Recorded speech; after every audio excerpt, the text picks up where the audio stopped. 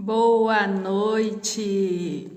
Sejam muito bem-vindos a mais uma live da semana de live, do mês de live aqui do grupo Amor Vida.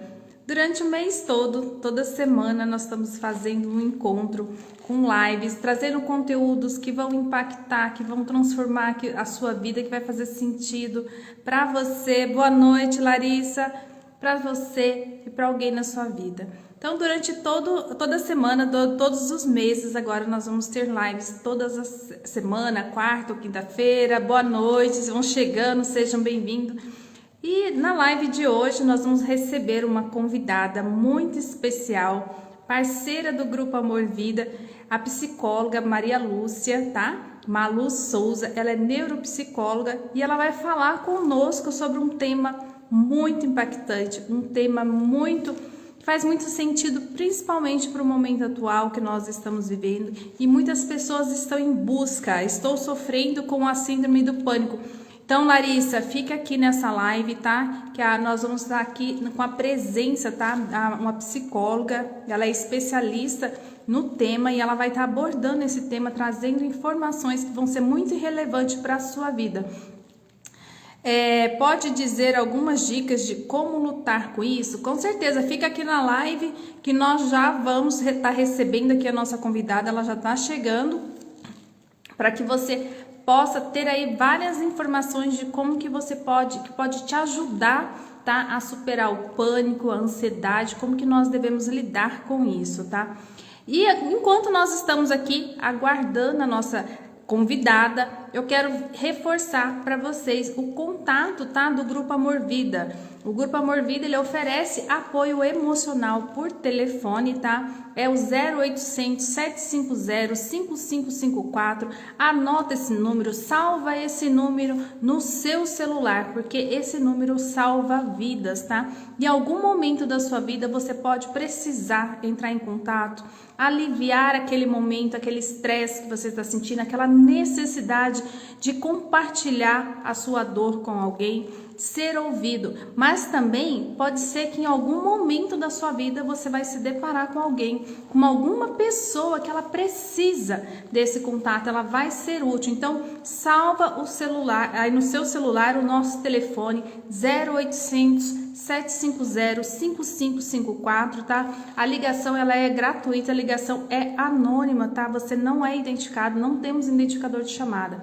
Nós garantimos que você vai ser acolhido com amor e sem julgamento, tá? Nós temos uma equipe de voluntários preparados para poder te atender e te acolher aqui no Grupo Amor Vida.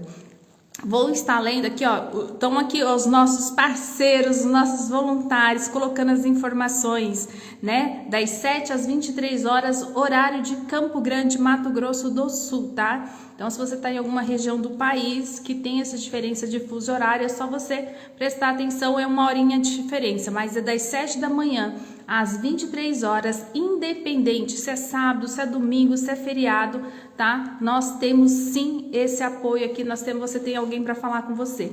Caso você não se sinta confortável, tem pessoas que ficam angustiadas, tem pessoas que têm dificuldade de falar, e também pode estar entrando em contato através do nosso e-mail, que é precisodeajuda@grupoamorvida.com, tá? Você também pode enviar as suas mensagens por e-mail, que algum dos nossos voluntários vai estar entrando em contato com você. Olha que maravilha, nossa convidada, tá? A psicóloga Malu Souza, neuropsicóloga. Ela vai estar aqui conosco, fiquem aqui, compartilhem essa live, tá? Para que o conteúdo que ela vai apresentar aqui para nós hoje é extremamente relevante, tá? Larissa, continua aqui, eu vou estar lendo aqui as suas perguntas, você já colocou bastante comentários, fica aqui que ela vai estar respondendo os seus comentários, as suas perguntas. Deixa eu receber aqui a nossa convidada.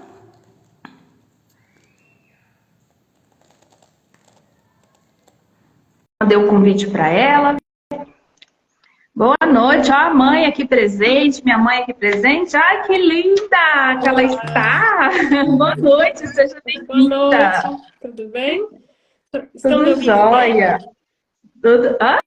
Estão me ouvindo bem? Estou te ouvindo bem, sim. Seja bem-vinda. Obrigada. Já falei, já falei bastante de você, da sua parceria, o seu trabalho, a sua dedicação aqui para o Grupo Amor Vida. Está sempre trazendo conteúdo tanto para nós, voluntários, e também está sempre aqui nos apoiando, né? Quando a gente solicita desse apoio, ela está sempre à disposição.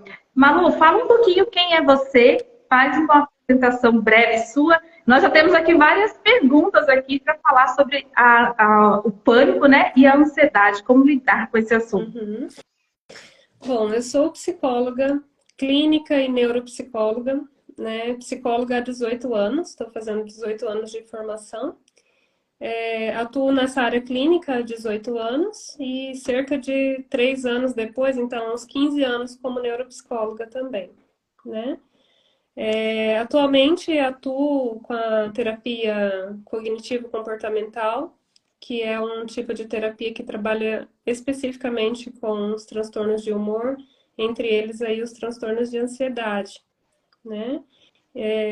Atualmente também trabalho no serviço público, vinculado ao SUS, atendo com consultório, mentorias também. Então, profissionalmente, tenho uma bagagem aí bem bacana, né? Para poder contribuir. Né? Tenho contribuído com vocês nas palestras, né? Sou palestrante também nas escolas a respeito tanto dos transtornos aí de humor que afetam a saúde mental, como outros temas afins, né? Falando bem Bacana. brevemente. É um currículo muito grande, mas é muito maravilhoso a gente poder contar com você sempre, de você vir compartilhar esse conteúdo, né? E porque nós temos uma demanda muito grande, das pessoas estão em sofrimento e muitas vezes elas não buscam ajuda, mas tem aquelas que querem buscar ajuda e também não sabem como lidar e reconhecer principalmente os sintomas, né?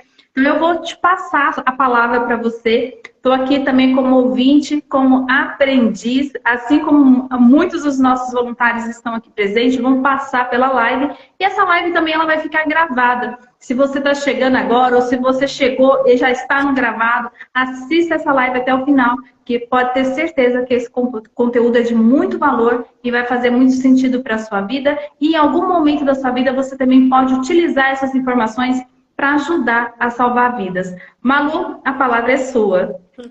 Boa noite, obrigada. Bom, eu acho bem interessante, antes da gente falar do pânico, né? O pânico ele está classificado entre um dos transtornos de ansiedade. Então, a gente pega um pouquinho antes falar sobre os transtornos de ansiedade. Mas sempre, antes de falar dos transtornos de ansiedade, eu gosto de falar do medo, né? Que ele está intimamente ligado com a ansiedade. Então, eu costumo dizer, assim, eu uso um termo que fica fácil para as pessoas memorizarem. É claro que a gente adota algumas coisas que seriam, assim, digamos que recursos mnemônicos, né? Então, não é que é irmã, mas eu costumo dizer, o medo e a ansiedade são irmãos gêmeos, são irmãs gêmeas. Eu costumo dizer isso para ter um recurso mnemônico, né? Mas para dizer que esses dois, eles estão intimamente ligados. Então, eu não consigo pensar numa ansiedade em separado do medo, né? Acontece que o medo ele é uma resposta adaptativa a uma situação de perigo. E, geralmente, um perigo real. Então, o medo, a gente olha ele como um sentimento, uma emoção produzida pelo nosso organismo, no sentido de preservar a nossa vida, no sentido de que a gente não se arrisca. Então, ele é algo instintivo. Então, naturalmente, a gente tem a emoção ali do medo. E aí, a ansiedade, ela aparece quando essa resposta ela já é inapropriada, né? Ambos estão relacionados com uma situação efetiva. Porém, o medo, muitas vezes, ele vai estar relacionado com algo real no seu externo. Então, eu preciso entender que quando eu tenho algo real, por exemplo, eu estou aqui agora, apareceu uma cobra aqui andando na minha sala. Eu vou estar olhando para a cobra, ela é real, ela está aqui no meu externo, e aí eu vou ter o medo dela, porque se eu não tiver o medo, isso pode colocar em risco a minha vida, né? Então, o medo a gente olha como algo que seria instintivo, ele é natural. E aí, quando esse medo começa a ser inapropriado, então, assim, eu já não tenho a cobra andando aqui na minha sala, mas eu começo a imaginar a possibilidade de uma cobra entrar aqui a qualquer momento. É um exemplo, né? Então, não é algo que está realmente no externo. É claro que pode ser situações onde eu já vivi aquela cena real. Então, por exemplo, eu posso ter vivido uma situação onde eu fui picada por uma cobra. Então, eu vivi realmente aquela situação e depois eu passar a ter essa imaginação de que vai acontecer novamente, né? Então, ali a Uhum. gente consegue ter um entendimento do medo e da ansiedade. Então, a ansiedade, entendo didaticamente como um medo, na verdade, uma resposta de medo, mas de uma forma inapropriada, né? Então, a gente acaba tendo essa visão, e aí eu gosto de usar esse termo que são irmãs gêmeas, né? São duas questões ali que caminham de mãos dadas. Se eu sou uma pessoa que tenho muito medo, ou muitos medos, a qualquer momento eu posso desenvolver um transtorno de ansiedade. E aí, quando a gente olha para a síndrome do pânico, ou o transtorno do pânico, o ataque do pânico, como tem várias terminologias, quando a gente olha o transtorno do pânico, ele está classificado entre um dos transtornos de ansiedade. Então, ele está ali dentro do rol, né? Existem vários Uhum. outros transtornos, como o transtorno de estresse pós-traumático, o transtorno de ansiedade generalizada, o transtorno obsessivo compulsivo, que é um dos transtornos de ansiedade também. E ali a gente tem o transtorno do pânico, que seria a síndrome do pânico, né? Como um dos transtornos de ansiedade. E aí, é isso de inicial, né? Para a gente poder ter um pequeno entendimento ali. Então, quando uma pessoa ela começa a ter os sintomas da ansiedade, geralmente ela não vai ter essa didática em casa, né? Assim, então, muita gente entra na internet e sai se autoclassificando, digamos assim, né? Estou com transtorno de ansiedade. O mais comum que a gente encontra ali, geralmente é falando em pânico, né? Que a gente encontra na internet. Então, tem muita matéria, muita coisa a respeito disso, porque costumam dizer que é o transtorno mais angustiante, né? Então, acabam que as pessoas falam mais dele.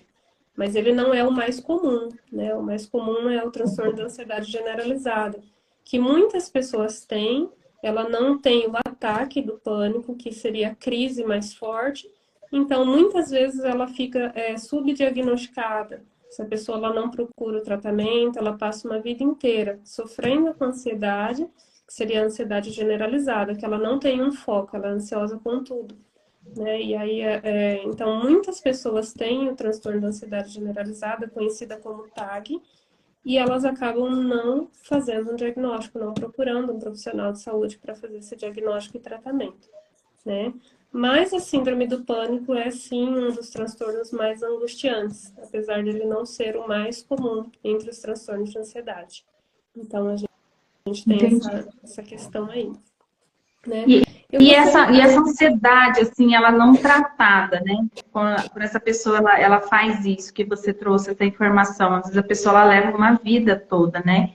Quais os danos que isso pode causar para a vida dessa pessoa, em geral, assim, para a gente fazer um alerta? Isso, na verdade, sim, a ansiedade, se a gente começar a falar dela, o medo, ele é muito comum na infância, tanto que muitas crianças vêm para avaliação, às vezes, e muitas vezes é considerado um medo comum. Então, existe o medo comum da infância, onde a criança ainda está desenvolvendo uma regulação emocional, e ela vai ter medo, medo de separação dos pais, os pais nem estão pensando em se separar, ela vai ter medo de ser esquecida na escola, mesmo sem ter nunca ter sido esquecida. Então, o medo, ele já naturalmente, na nossa infância, a gente começa a desenvolver, porém, esse medo, essa evolução do medo para a ansiedade, muitas vezes acontece já na infância. Então, eu já Começa saio lá. da infância já com ansiedade, né, que aí já não é o medo, aí eu já estou com um transtorno de ansiedade, muitas vezes não diagnosticado. Eu vou para a adolescência com esse transtorno, eu vou para a vida adulta com esse transtorno. Então, assim, quando você vai avaliar, muitas pessoas ela começou a ter o transtorno de ansiedade na adolescência. E os diagnósticos muitas vezes acontecem somente na vida adulta, né? Olha Então, só. o prejuízo, ele pode ser um prejuízo educacional, tanto a nível da escola, né, de crianças que não conseguem fazer uma prova, que não conseguem ficar dentro da sala de aula. Tem a questão dos prejuízos funcionais, então, em relação ao trabalho também, das pessoas às vezes pedirem para sair do trabalho ou virem a ser demitidas devido às suas crises de ansiedade. e ela não saber lidar com aquilo, e a empresa também não saber o que está acontecendo, né? Então, assim, os prejuízos nos relacionamentos, prejuízos em casa, né? Relacionamento de casal, relacionamento com os filhos, os pais com os filhos com seus pais. Então, os prejuízos são diversos, além do sofrimento da própria pessoa. Então, a gente olha para todos esses prejuízos externos que ela pode ter, mas a questão do sofrimento emocional é o pior, né? Que nós sabemos também, como o Grupo Amor Vida trabalha, a questão do suicídio, muitas vezes, ela não está relacionada com a depressão em si, mas com uma crise de ansiedade muito angustiante, onde a pessoa pensa em tirar a própria vida para acabar com a crise, né? Então, os prejuízos são extensos. Não dá para a gente dizer que é coisa simples. Nossa, é bem profundo mesmo. E às vezes a pessoa confunde, né, com outras coisas que ela possa estar sentindo, e na verdade tudo que ela está sentindo é a ansiedade. E eu quero assim deixar um alerta, porque nós somos muito procuradas pelas escolas, inclusive, com essa questão que você trouxe das crianças. Então, já os pais aqui que estão assistindo essa live têm um olhar mais de aconchego, de amor com seu filho.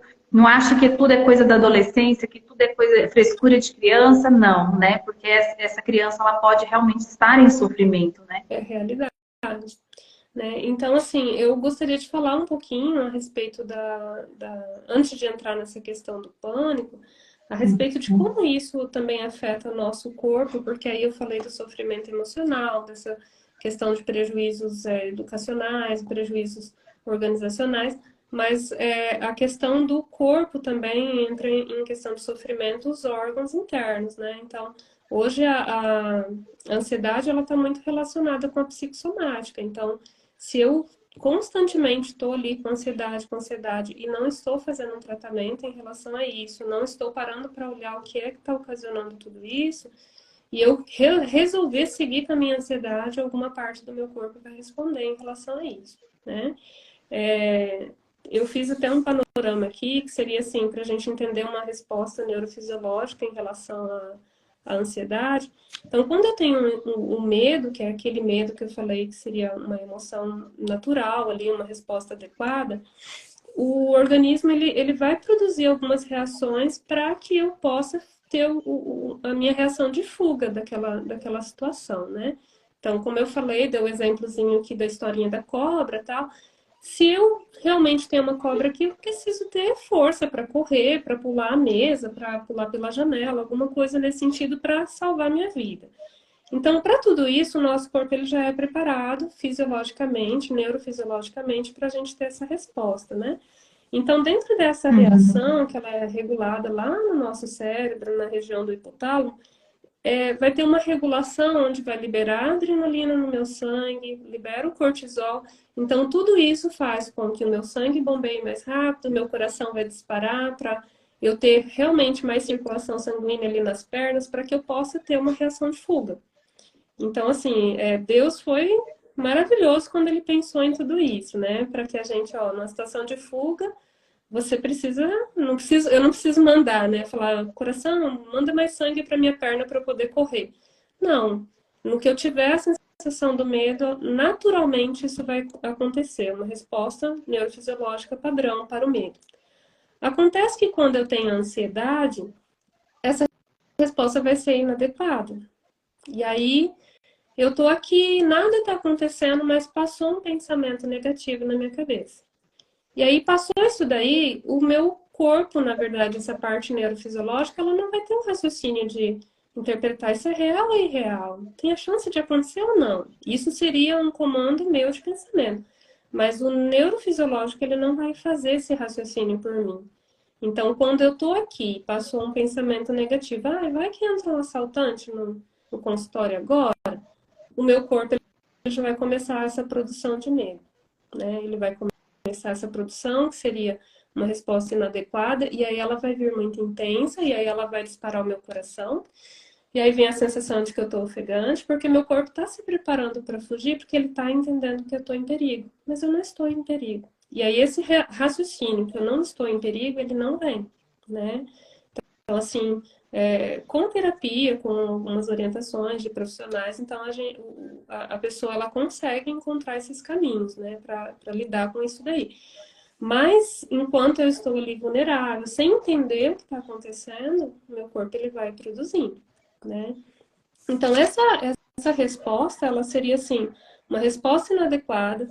Quando o nosso corpo libera ali o cortisol, que o cortisol ele é liberado lá pelas glândulas adrenais, ele vai começar, esse cortisol ele tem o seu lado bom da história, a gente precisa dele ali no organismo, um hormônio favorável, mas com grandes liberações ele vai trabalhando o que seria a questão do estresse no nosso corpo. Então, a liberação, liberação, liberação, chega um momento que as glândulas adrenais, elas estão ali cansadas de tanto liberar. E aí ela pode parar essa liberação, né? Ou ela pode ficar tão acostumada a liberar com pequenos estímulos que ela vai liberar a qualquer momento. Então, eu começo a ter uma desregulação hormonal, principalmente da questão do cortisol, que é considerado, se a gente vai pesquisar ali na internet, né, no Google, quando você coloca cortisol, normalmente as pessoas usam o termo o hormônio do estresse, né? Por quê? Porque na situação de estresse ele é liberado em grande quantidade. Tem pesquisadores que falam a respeito do nosso sistema imunológico, de como ele fica afetado também com a questão dessa liberação pelas glândulas adrenais, né? Porque quando vem essa grande liberação de cortisol, as glândulas adrenais estão sempre produzindo ali para liberar, o nosso sistema imunológico ele precisa ser ativado também, como um sistema de defesa, né? E aí chega um momento que ele também, esse sistema de defesa, começa a ficar, digamos que cansado. Então ele entrou tanto em ação, que chega um momento que ele recua, e aí o nosso sistema imunológico vai baixar, e aí no que ele baixa, a gente fica vulnerável a outras doenças também. Né? Então tem toda essa questão que a ansiedade ela vai afetar o meu organismo, na verdade, como um todo, né? Além dessa questão do sofrimento emocional. Né? E aí, então a gente falou ali um pouquinho dessa questão da neurofisiológica, né? De como ele vai agir. E aí, falando do pânico em específico, o pânico ele traz praticamente todos os sintomas da ansiedade na questão física e psíquica, né? Então, quando a gente fala dos outros transtornos, como eu disse, existem vários transtornos de ansiedade, não só a síndrome do pânico, mas alguns eles vão ter mais sintomas, outros menos. Alguns transtornos têm mais uma questão de um pensamento repetitivo, mas eu não tenho tanto essa questão do meu coração disparar, não fico tão ofegante. Outros transtornos a pessoa tem algumas dormências, ela tem uma sensação de estar meio que flutuando, nossa, parece que eu vou desmaiar, mas ela não tem todos os sintomas. E aí, quando a gente olha para o transtorno do pânico, que seria considerado um dos transtornos mais angustiantes, um dos ou o mais angustiante, é porque ele traz a junção de todos os sintomas, né? Então, além dele não vir premeditado, então a pessoa não consegue falar assim, tô sentindo alguma coisa, tô sentindo que vai me dar uma crise de pânico. Ela não consegue ter essa percepção ali. Ele geralmente é muito abrupto. Então ela não vai falar assim, hoje eu não vou sair de casa, vou trabalhar porque eu já estou me sentindo meio mal. E aí eu acho que vai me dar uma crise de pânico. Ela não consegue ter essa percepção. Então, naquele dia que ela acha que ela está super bem, ela de repente saiu, está no trânsito dirigindo, ela pode ter uma crise dentro do carro. Ela pode estar na fila do banco e ter uma crise ali na fila. Ou ela pode realmente num dia que está de folga, em casa, tranquila, estou em paz, hoje eu estou feliz, minha família está aqui comigo e ela está ali em casa quando você também. Né? Então, a qualquer momento, aí a gente considera que é uma crise geralmente que ela vem abrupta, né? Aí a fase de risco da primeira vez, da primeira ocorrência, geralmente é na adolescência até os 45 anos.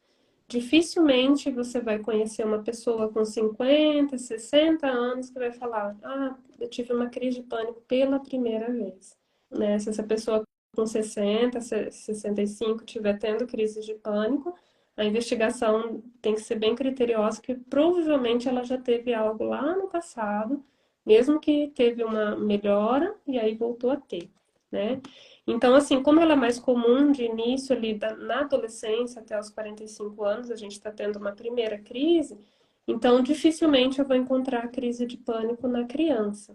A criança, ela desenvolve os transtornos de ansiedade, mas é muito raro uma criança com síndrome do pânico, tá? Nossa. Isso, e as crises, elas são bem demoradas, são crises que duram cerca de 10 minutos, né? Então, 10 minutos em angústia intensa.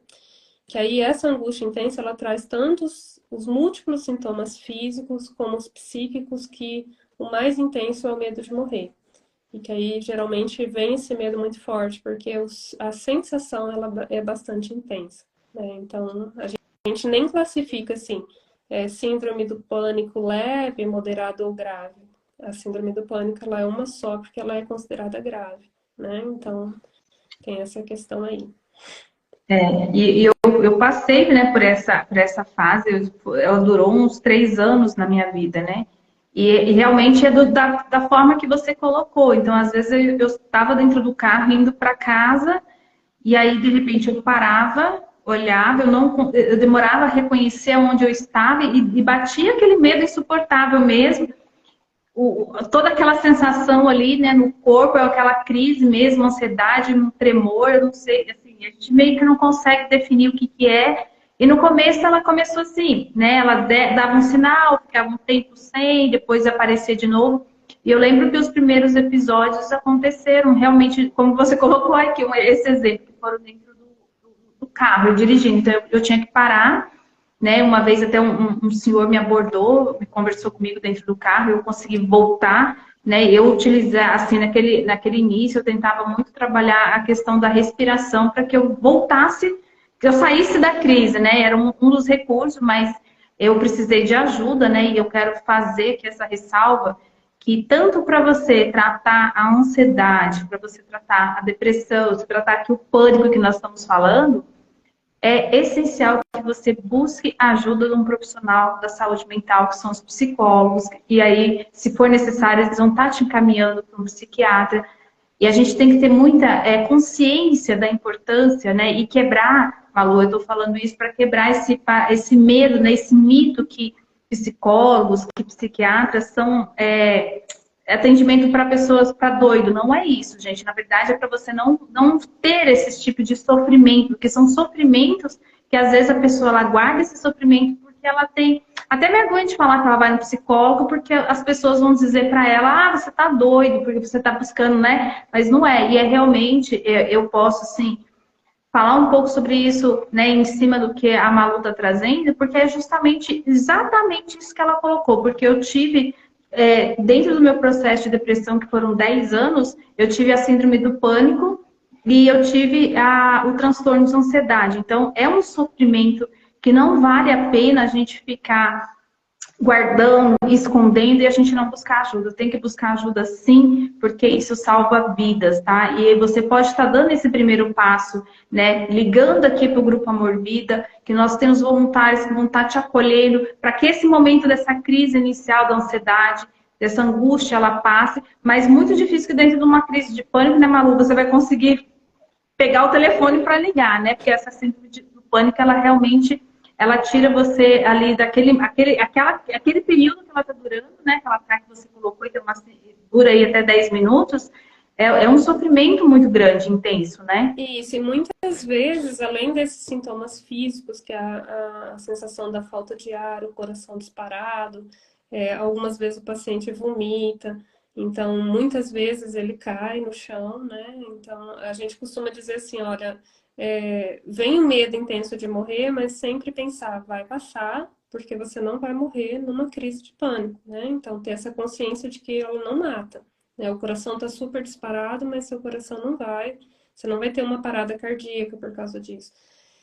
Mas aí, muitas vezes, vem acompanhado com um sintoma psíquico, que seria a desrealização. Então, a pessoa, ela perde um pouco da sensação de realidade, né? Ela não tem mais uma consciência real ali se tá... Uma consciência real se é real ou se é irreal que ela está passando. Então, essa desrealização. E aí tem a questão da despersonalização também, que muitas vezes a despersonalização ela é essa sensação de que eu estou até fora do meu próprio corpo, né? Então eu consigo, não consigo, na verdade, ter uma percepção do meu corpo em si. A sensação é que a alma está saindo, né? Alguns pacientes usam esse termo para se referir. Então, são esses 10 minutos de angústia intensa. Então, a sensação ela é muito intensa. E aí, muitas pessoas têm incomorbidade, que seria o diagnóstico junto, tá? Então, a síndrome do pânico, muitas vezes, ela não vem sozinha, isolada. Ela vem junto com transtorno de depressão, transtorno de humor da depressão, e muitas vezes acompanhado de um outro transtorno de ansiedade chamado agorafobia. A agorafobia, ela não é tão divulgada por esse nomezinho estranho, né? Mas não tem a ver com agora. A agorafobia, a pessoa desenvolve um medo intenso de passar mal e não ter alguém para socorrer. Eu tenho medo de passar mal fora de casa e eu estar sozinho, despreparado. Eu tenho medo de pegar o carro e se não tiver alguém comigo, eu posso passar mal e vou bater o carro. Então, assim, ela começa a ter um medo de ficar sozinha. E aí, ou medo de sair de casa. E aí tem pessoas que começam a ficar recuadas em casa. Então, mesmo que ela não esteja tendo a crise de pânico, a crise de pânico aparece uma vez por mês na minha vida, por exemplo. Mas aí ela vai lá e pede a demissão do trabalho, porque ela não tem coragem de ir trabalhar, porque ela tem o medo de que ela vai passar mal lá e ninguém vai socorrer.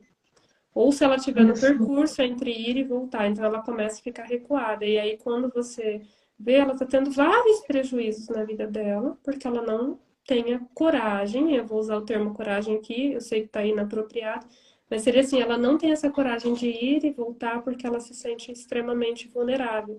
Aí a mente está trazendo os pensamentos de que ela vai passar mal sim e ninguém vai socorrer. Então, alguma coisa vai acontecer. Então, ela recua na vida, ela começa a ficar mais isolada, e aí, então, a gente acaba vendo esse outro transtorno de ansiedade se instalando junto com o transtorno do pânico, né? Que esse daí, ele já não produz as crises, é algo que fica aqui o tempo todo, né? Então, eu mudo meu padrão de vida, eu me afasto das pessoas, eu me afasto de tudo que eu estou produzindo pelo medo de que eu venha ter a crise. Então, é o transtorno de ansiedade mais comum que está associado ali junto com o transtorno do pânico. Olha só, eu me recordo, assim, que quando eu passei por essa fase, né, eu lembro que eu já estava cansada. Eu lembro de um dia, assim, que foi um dia, assim, que eu falei, meu Deus, eu preciso buscar ajuda. Foi porque eu estava cansada, eu entrei nesse processo que você está falando, né, o medo, né, de não ter ajuda, o medo de me expor. Naquela época eu não tinha coragem de falar o que eu estava passando, então eu me isolei, que foi algo muito errado que eu fiz.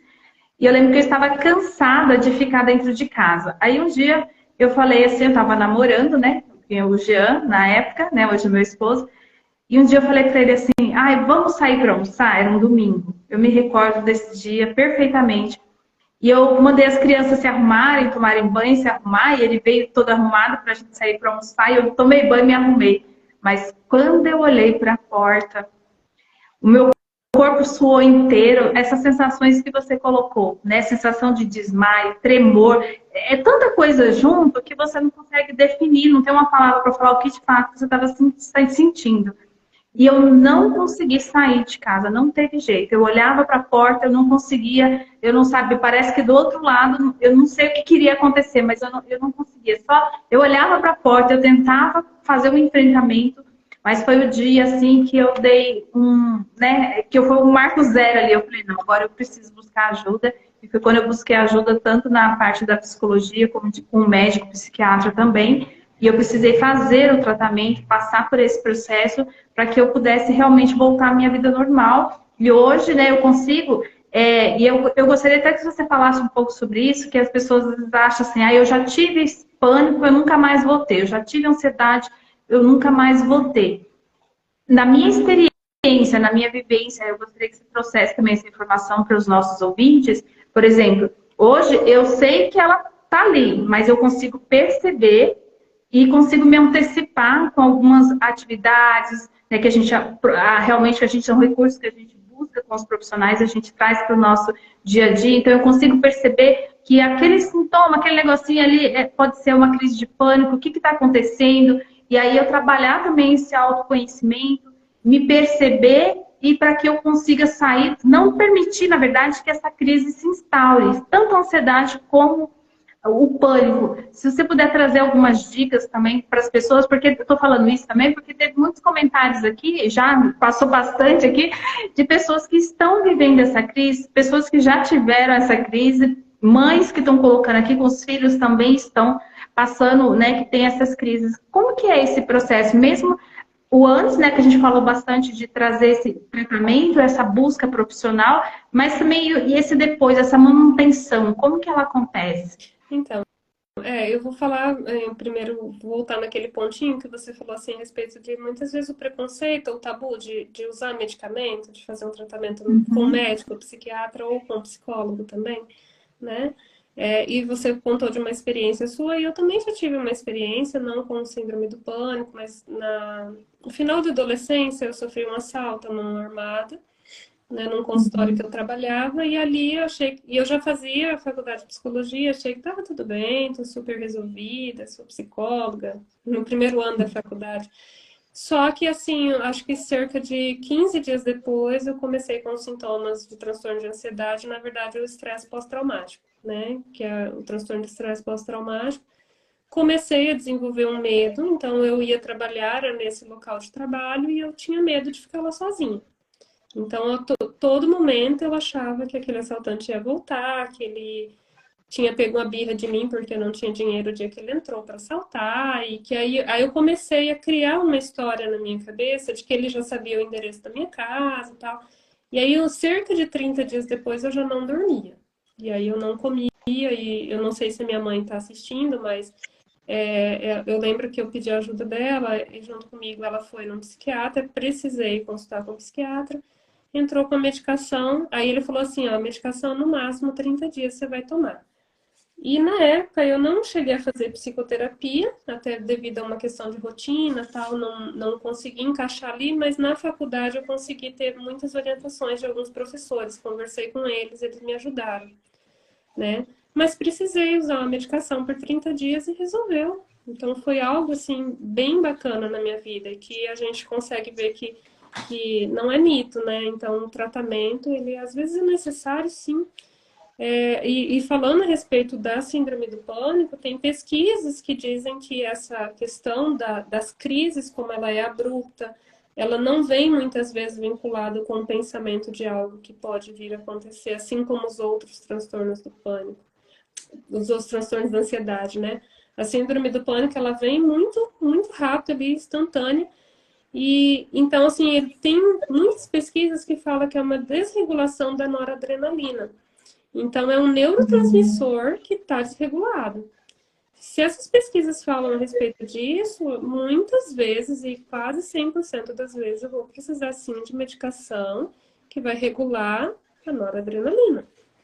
Tá? Então, a psicoterapia, ela vai auxiliar muito no processo, ela auxilia na adaptação do paciente ao tratamento, né? Mas aí eu preciso, eu até como psicóloga ou outros terapeutas ou o próprio paciente, entender que a gente não tem como resolver tudo sozinho. Então, o paciente vem para mim com síndrome do pânico, eu encaminho sim para avaliação e conduta de um profissional de psiquiatria. É ele que vai avaliar a necessidade ou não da medicação, né? E se for necessário, ele vai sim prescrever medicação. Medicação sempre com prazo determinado. Então, o médico é que vai dizer, ó, você vai precisar usar isso aqui, assim como o meu falou, por 30 dias, ou, vamos acompanhando por 6 meses, por um ano. É claro que, às vezes, a gente vê essa questão de muitos pacientes que fogem da terapia, eles não querem a terapia, querem um resultado rápido. Então, muitas vezes, eles vão apenas no médico e querem viver à base de medicação. E aí, o que acontece? Eu tomo a medicação, mas eu não trabalhei a minha mente para fazer mudanças naquilo ali. E aí, o dia que o médico fala, vou tirar a medicação, o sintoma volta. Eu preciso voltar no médico para pegar uma nova receita. Aí eu tomo a medicação por mais um tempo, e o dia que ele tira a medicação, o sintoma volta, e quando eu vejo, estou 10 anos, 15 anos, 20 anos tomando a medicação e não resolveu a minha ansiedade. porque eu fujo desse processo de terapia, que seria um processo para eu realmente entender o que está acontecendo, mexer nas minhas raízes. Eu preciso olhar um pouco pelo meu interior, olhar para a minha vida, o que é lá atrás que pode ter sido instalado, né? Aqui na minha cabecinha, a minha interpretação de uma forma, de repente, distorcida. E aí, a partir do momento que ele ficou instalado ali, é o meu modus operandi de pensar.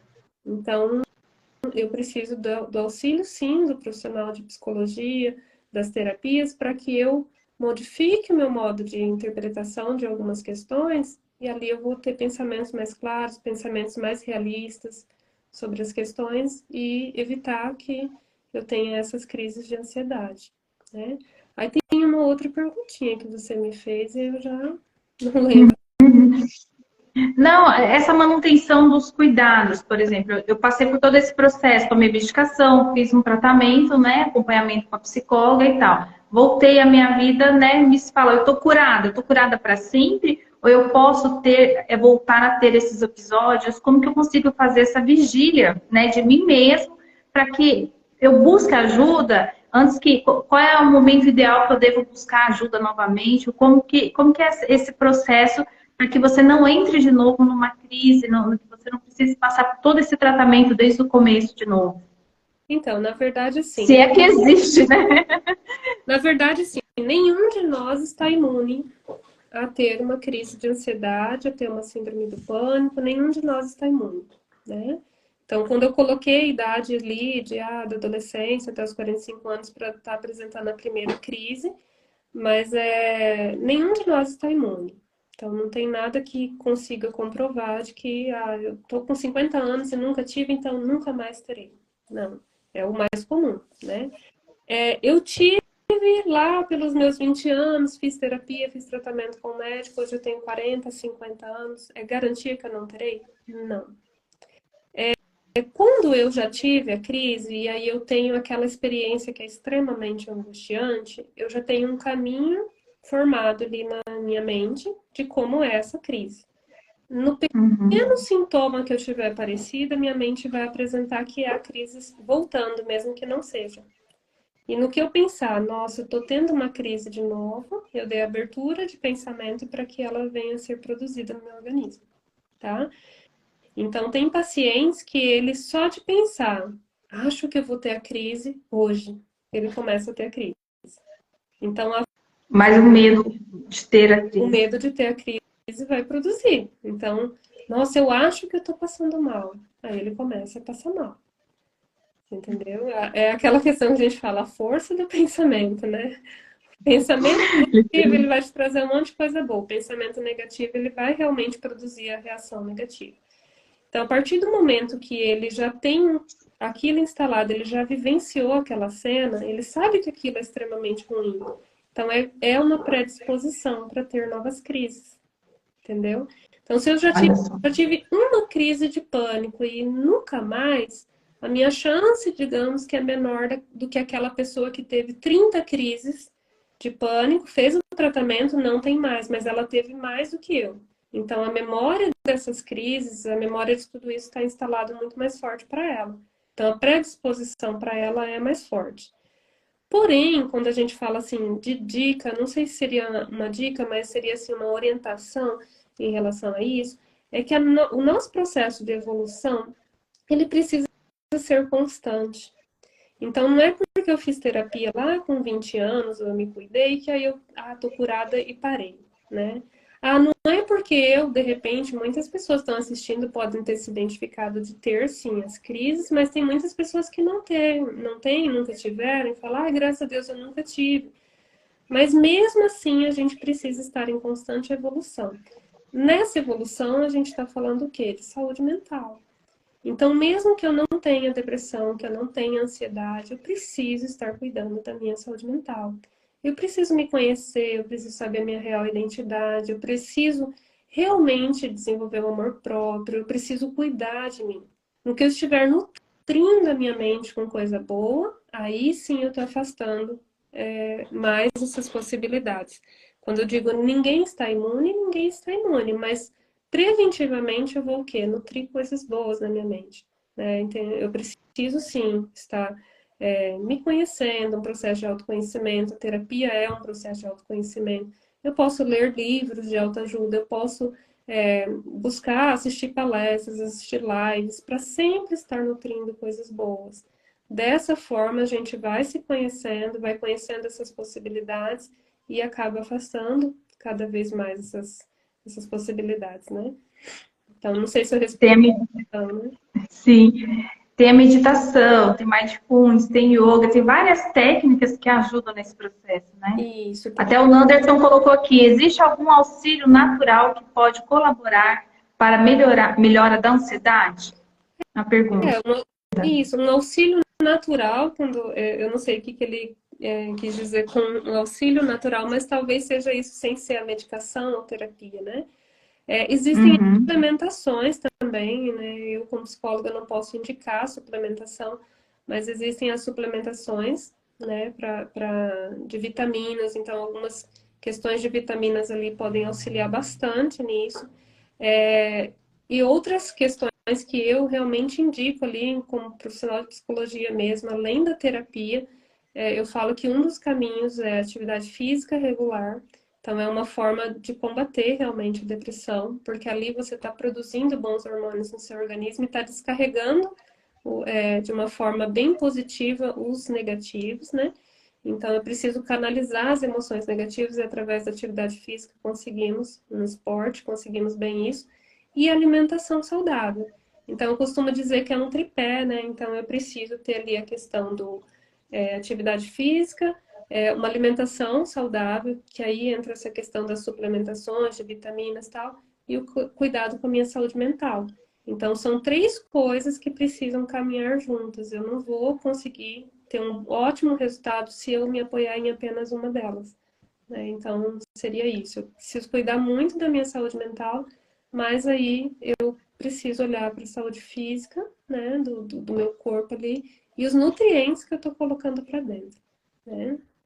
Até porque, né, alguns dos hormônios que traz essa sensação de felicidade, que é a serotonina, ela 95% ela é produzida ali no nosso intestino, né? Então, aquilo que nós colocamos aqui realmente vai impactar, né, nessa produção desse hormônio e de outros também, e no organismo, no funcionamento geral do nosso organismo, né? Então, é uma coisa interligada. E que você trouxe também, né, essa importância da prevenção da saúde mental.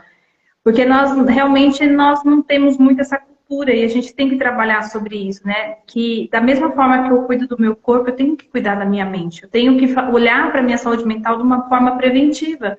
Porque como você trouxe, a gente nunca, nós não estamos imunes, né? E eu tenho hoje talvez uma situação muito estável na minha vida, mas eu também posso, em um determinado momento, me deparar com uma situação não muito legal. E aí, se eu não tenho essa mentalidade, essa saúde mental fortalecida, como que eu vou lidar com essas situações, né? Então, entra todo esse pacote. E essa busca, né? E é muito importante, eu quero falar sobre isso também, vai levar, né, a prevenção ao suicídio, porque hoje talvez eu não esteja passando por nada, mas eu posso uma hora me deparar com uma situação que eu não encontro saída, né? E aí a pessoa ela busca como o suicídio como uma fonte, né, de resolver aquela questão e não é. E esse é justamente o trabalho que o Grupo Amor Vida faz, né? De estar acolhendo por telefone, ouvindo essas pessoas por telefone. Nós costumamos dizer que usamos muito o exemplo da panela de pressão. Quando a panela parece que vai explodir, o que você faz? Levanta a válvula, dá aquela aliviada e você consegue tirar a tampa. Então, essa é a função do Grupo Amor Vida. E nós trabalhamos hoje aqui em Campo Grande, nós estamos trabalhando também com vários psicólogos que são voluntários nossos. Então, que às vezes a gente, dependendo de quando uma pessoa realmente entra numa crise que precisa, nós temos parceria com esses psicólogos que estão fazendo atendimento de forma voluntária também, porque realmente é necessário, né? E como uma forma de quem ainda não teve essa crise, está ouvindo aqui, está ouvindo a Maria Lúcia falar, ela trazer a psicóloga falando da importância, falando que inclusive o relato que ela também passou por uma crise, né, por uma situação vivida no passado que ela também achou que estava resolvido, mas de repente ela percebeu que não estava resolvido. Então, às vezes você tem uma questão hoje, mas ela nasceu lá atrás, e às vezes a gente não tem esse entendimento, né? Então, é muito importante nessa preservação, na preservação da nossa vida, e olhar de forma carinhosa, eu falo de carinhosa e empática com o outro, mas também conosco mesmo, né? Ter essa compaixão com nós, olhar para dentro da gente, saber o que a gente está sentindo e ter essa coragem, né? Você colocou essa palavra aqui e eu gosto muito de falar isso. Quando a gente buscar ajuda, é um ato de coragem. É um ato de Buscar ajuda é sabedoria, né? E a gente tem que ter, assim, isso bem claro na nossa vida, né? verdade. E aí tem uma questão também que seria assim, a gente olhar que muitas pessoas, elas passam por uma crise de ansiedade, né? E aí a gente falando de buscar ajuda é uma coragem, e aí ela se retrai justamente por medo de não parecer corajoso, né? Então, se eu buscar ajuda, vamos supor, e eu vou colocar aqui a questão do masculino, porque o maior público que procura não é que as mulheres têm mais síndrome do pânico ou transtornos de ansiedade, mas elas procuram mais o tratamento. É muito mais fácil a mulher buscar os processos de terapia, processos de autoconhecimento do que o homem, por medo de parecer fraco. Tipo, E ao contrário, né? então, assim, na verdade, a gente precisa. O inteligente, o forte, é aquele que se coloca vulnerável para dizer assim: eu estou precisando de ajuda, porque eu não quero adoecer mais do que isso, eu não quero ficar pior do que isso, né? Então, buscar ajuda nunca é um ato de fraqueza, né? E sim um ato de coragem. Outro ponto que eu vou colocar aqui também, que antes que eu me esqueça, porque eu não sei o nosso horário até quando vai, se deixar, fica até. Já acho que nós chegamos no nosso horário. Mas aí eu vou colocar aqui a importância da gente fazer a troca de pensamento, tá? Então, se nós observarmos, as nossas emoções, elas são produzidas, tá? A partir de um processo de pensamento. Então, sempre que acontece uma situação no nosso externo, a nossa mente ela vai produzir interpretações. A teoria que eu trabalho, que é a teoria cognitivo-comportamental, ela traz como autor dessa teoria Aaron Beck, e Aaron Beck comprovou para a gente cientificamente que sempre que eu tenho a produção de um pensamento negativo, a emoção que vem automaticamente no nosso organismo é negativa, tá? E sempre que eu tenho a produção de um pensamento positivo, a emoção que o meu corpo vai produzir, ela é uma emoção positiva. É impossível ter o contrário disso, tá? Então, Beck, ele comprovou cientificamente. Então, é como se fosse assim, imagina que eu pensei nesse momento que vou ser assaltada, que é aquele exemplo que eu estava dando no início. Se eu estiver pensando que a qualquer momento vai entrar um assaltante aqui, não tem como eu sentir uma felicidade ao mesmo tempo. Assim como se eu pensar assim, nossa, eu amo a vida que eu tenho, eu não vou conseguir sentir uma emoção ruim. Você entendeu? Então, a gente precisa sempre cuidar de qual pensamento está permeando a nossa cabeça. A maioria dos pensamentos, eles vêm de forma automática, mas a partir do momento que eu percebi, eu consigo fazer a troca deles. O problema é a pessoa ir lá e perceber o pensamento automático. Então, se eu deixo a minha mente no automático, vou vivendo, simplesmente estou vulnerável ao externo. Então, tudo que acontecer, ela vai me ativar, vai me produzir um pensamento automático e ali a emoção vai vir o que quiser. Então, eu preciso, na verdade, ter um comando sobre observar que pensamento veio, classificá-lo se ele é positivo ou negativo, e sempre que eu perceber que eu estou com uma interpretação negativa de algo, eu tentar fazer a troca rapidamente. Porque aí o meu corpo vai produzir a troca de emoção também, ele vai trocar por uma emoção do polo positivo. Então, é algo muito simples que normalmente eu ensino na primeira sessão com o paciente. Se você aprender isso e você levar para o resto da vida, você tem uma ferramenta onde você consegue ter um controle das suas emoções. Então, é algo que a gente precisa observar. Tanto para ansiedade, como para depressão, síndrome do pânico, agorafobia, qualquer transtorno que a gente comentou aqui. Né? Sempre que eu tiver o monitoramento dos meus pensamentos e conseguir perceber para que lado ele está andando, se ele está andando para as ervas daninhas ou se ele está andando para um jardim florido, né? Se eu conseguir ter essa percepção, eu consigo ter o controle. Se eu não, se eu deixar ele, Deus dará ali, ele realmente ele vai no piloto automático, esse piloto automático vai me levar para a maioria das crenças que eu tenho instalada. E a maioria das crenças normalmente são negativas. Então aí eu fico realmente extremamente vulnerável, né? Então essa... Nossa, que maravilha esse conteúdo.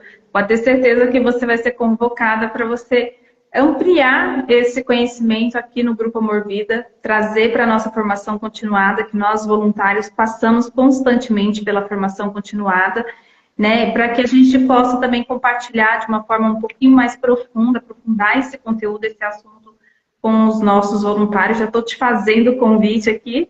Vamos marcar aí para você estar aqui conosco também, trazendo mais informação sobre isso, que é muito importante, que é muito relevante. E agradecer, né, pela sua presença, por você ter aceitado esse convite. Você está sempre aceitando os convites do Grupo Amor Vida, que nós estamos aí sempre te provocando, e você está sempre respondendo. A Neuzinha, que é a nossa coordenadora, ela fica mesmo, ela vai, ela chama para perto esses parceiros. São parceiros que têm feito a diferença dentro do Grupo Amor Vida. São pessoas como você, que fazem a diferença, que contribuem para que o nosso projeto ele cresça cada vez mais, que ele traga conteúdos relevantes, que ajude a sociedade. E tudo isso tem um único objetivo, que é salvar vidas, né? Que é o trabalho, que é a missão do Grupo Amor Vida. Então, em nome de todos nós voluntários, de todos os atendidos pelo Grupo Amor Vida, a gente agradece de coração a sua contribuição. Posso ter certeza que você virá aqui os convites para outras lives futuras também. E, gente, eu quero... teve bastante comentários, perguntas aqui, eu dei vários prints, depois talvez a gente possa fazer ali as perguntinhas e colocar embaixo da live, né? Aí as pessoas podem voltar no segundo momento, reassistir a live, de repente a gente responder algumas perguntinhas, está colocando ali embaixo, e de algumas dúvidas que surgiram por aqui. E quero trazer uma outra informação para vocês, que a Maria Lúcia e eu, nós somos irmãs, não parece aqui, mas nós somos irmãs, tá? E olha só, né? Uma morena, uma loira, mas ela é loira natural, tá, gente? Loira dos olhos azuis, né? E eu morena dos olhos verdes, olha só aqui. Turma, mas é muito bom a gente poder contar com essas parcerias, né? E tá sempre aqui conosco. E eu quero aqui, para finalizar a nossa live, eu vou dar mais um recadinho, reforçar os nossos números, nossos contatos. Depois eu vou pedir para você, Malu, para você fazer um fechamento, você deixar uma mensagem impactante. O que você diria, né, para essas pessoas que estão aqui, que nós vimos que são pessoas que estão passando, muitas que estão aqui presentes, estão com relatos próprios ou familiares, convivem com pessoas que estão passando por isso. Você faz deixar uma frase, uma mensagem de impacto para essas pessoas, para que elas possam, né, ir buscar ajuda, com encorajamento e buscar também o Grupo Amor Vida, porque o Grupo Amor Vida, nós só existimos aqui para atender essa demanda, ajudar as pessoas, acolher de uma forma muito afetuosa, porque nossa missão é salvar vidas, nós fazemos isso por amor à vida.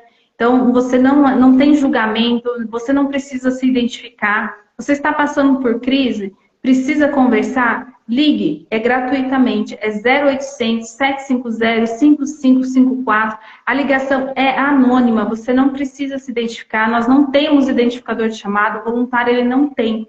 E nós temos aqui, todos os nossos voluntários são capacitados para estar atendendo. Foi passado por uma formação que dura 3 meses, depois esses voluntários passam por uma monitoria, são acompanhados por voluntários mais antigos da casa.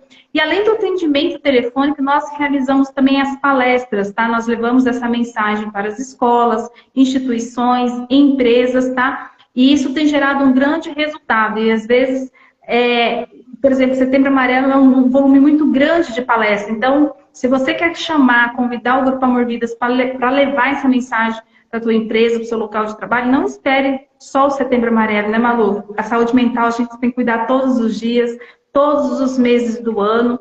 Então, nós estamos aqui à disposição da sociedade para isso. Agora, para finalizar, eu vou te passar a palavra também para você deixar essa mensagem e já te agradecer pela sua presença aqui conosco.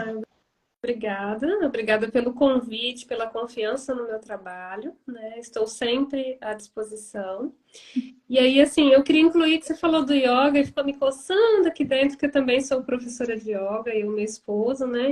E aí nós encontramos através do yoga mais uma metodologia que seria para trabalhar realmente a paz, a saúde mental, para que a gente consiga ter esse equilíbrio de evolução que nós buscamos, né?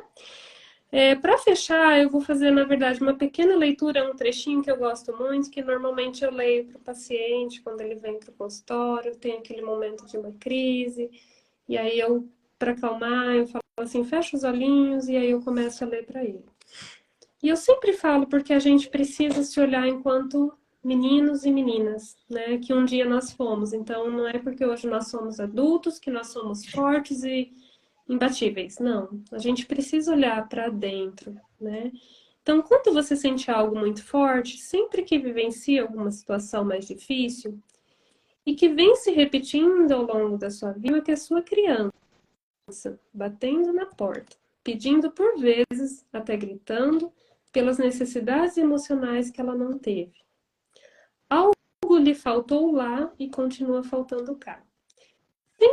Perceber, você mantém a vida em um eterno looping, buscando sempre suprir algo dentro de si, sem saber que se trata disso, das necessidades emocionais. Quando você foi criança, além do leite e dos outros alimentos, precisou receber nutrientes. Esses nutrientes emocionais para desenvolver a sua estrutura emocional, por meio dos vínculos com seus pais e seus cuidadores. Da mesma forma, precisou disso também durante a adolescência. São as necessidades emocionais básicas e as universais. Todos os seres humanos precisam delas em alguma medida. E aí, quais necessidades você acha que não foram supridas? Então, só da gente pensar sobre isso, a gente começa a ver que eu não preciso ser a Mulher Maravilha e o Super-Homem. Eu posso olhar para trás e ver, sim, pode ter faltado algo, para que eu possa nutrir e isso parar de ficar batendo na porta. E é isso. Gratidão. Gratidão. Gratidão, gratidão.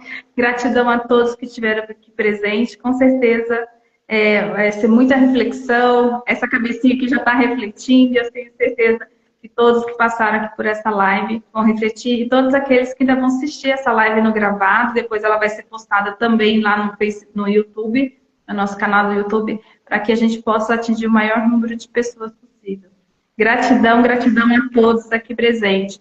Eu tirei umas fotinhas aqui, mas eu acho que já dá, porque está com bastante comentário, mas eu tirei umas fotinhas para a gente postar. Eu queria tirar mais uma, só para mim colocar de capa. Peraí, eu vou desativar os comentários para a gente tirar a fotinha. Aê! Consegui desativar o comentário. Peraí, deixa eu baixar aqui. Pronto? Aê! Aí eu vou colocar de capa aqui da nossa live. Gratidão pela sua parceria. Boa noite a todos. Boa noite. Tchau. Tchau.